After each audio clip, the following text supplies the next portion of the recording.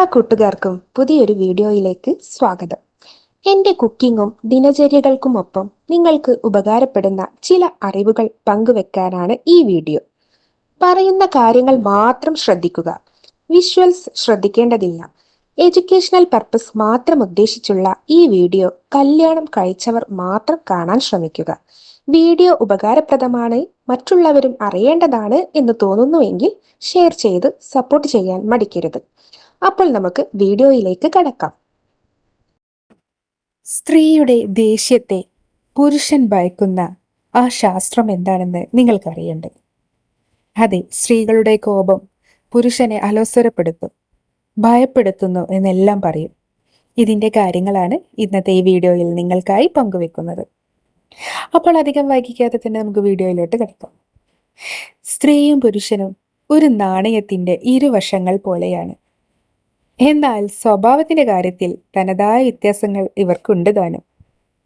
ഇത് സ്നേഹം പ്രകടിപ്പിക്കുന്ന കാര്യത്തിലെങ്കിലും ദേഷ്യം പ്രകടിപ്പിക്കുന്ന കാര്യത്തിലാണെങ്കിലും ചില പുരുഷന്മാർക്ക് ദേഷ്യം കൂടുതലായിരിക്കും, ചിലപ്പോൾ സ്ത്രീക്കും.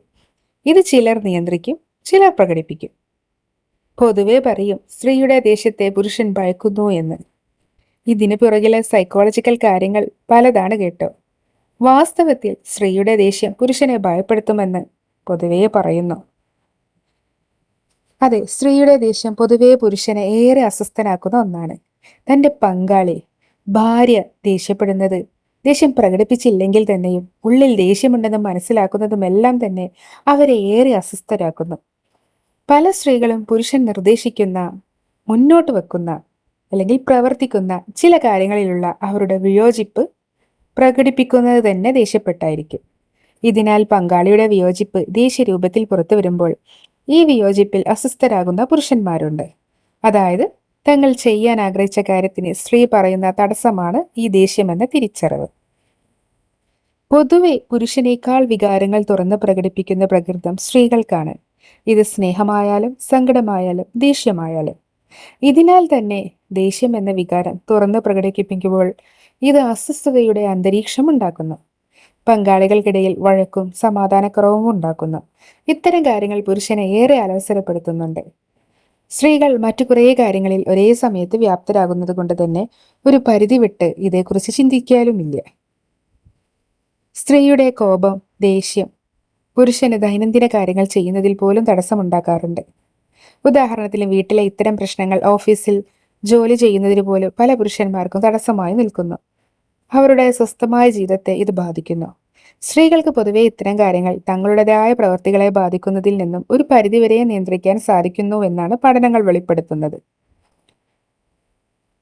പല സ്ത്രീകളും കോപം തുറന്ന് പ്രകടിപ്പിക്കുന്നവരായിരിക്കും. ഇതിനായി അവർ സ്വീകരിക്കുന്ന വഴികൾ ചിലപ്പോൾ വളരെ വിചിത്രവുമായിരിക്കും. പൊതുവെ പുരുഷന് തീരെ അംഗീകരിക്കാൻ സാധിക്കാത്തത് ദേഷ്യം വന്നാൽ ഉറക്കെ ഒച്ചയെടുത്ത് സംസാരിക്കുന്ന തരം സ്ത്രീകളുണ്ട്. സ്വയമേ മുറിപ്പെടുത്തുന്നവരുമുണ്ട്. ചിലപ്പോൾ ദേഷ്യം കരിഞ്ഞു പ്രകടിപ്പിക്കുന്ന സ്ത്രീകളുമുണ്ട്. പൊതുവെ സ്ത്രീകളുടെ കരച്ചിൽ പുരുഷനെ ഏറെ അസ്വസ്ഥനാക്കുകയും നിസ്സഹായാവസ്ഥയിൽ എത്തിക്കുകയും ചെയ്യുന്നുണ്ട്. ദേഷ്യത്തിന്റെ മറ്റൊരു രൂപമായി പിണങ്ങിയിരിക്കുന്ന സ്ത്രീകളും സംസാരിക്കാത്തവരുമെല്ലാം ഉണ്ട്.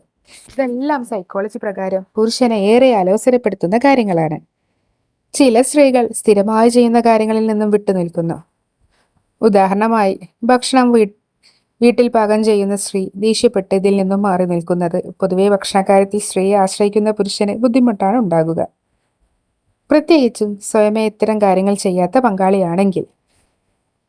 അതിനാൽ സ്ത്രീകളെക്കാൾ ഏറെ പുരുഷന്മാരാണ് ഇത്തരം പ്രശ്നങ്ങളിൽ കൂടുതലായി മാനസികമായി അനുഭവിക്കുന്നത്.